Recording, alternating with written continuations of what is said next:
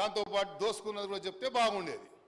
అది చెప్పకుండా ఇది చేశాను అది చేశాను హైదరాబాద్ అద్భుతం చేశాను అరచేతిలో స్వర్గం చూపించానని ప్రయత్నం చేశాడు తప్ప ఏం లాంగ్వేజ్ మాట్లాడాడు సార్ ఆయన కూర్చొని ఇక్కడ బయట పోయి ఏం మాట్లాడాడు సార్ ఆయన పోయి చీఫ్ మినిస్టర్ని పెట్టుకొని చీప్ అంటాడా సార్?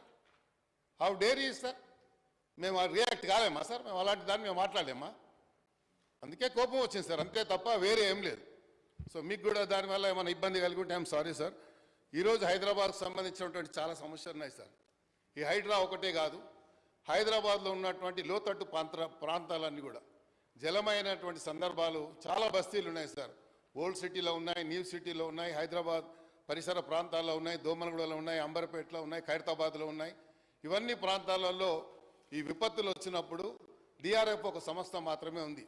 గతంలో ఎస్ఎన్డిపి పెట్టారు, ఎస్ఆర్డిపి పెట్టారు. దానికి ఒక ప్రణాళికబద్ధం లేదు, ఏం లేదు, దానికి ఒక రూపకల్పన లేదు.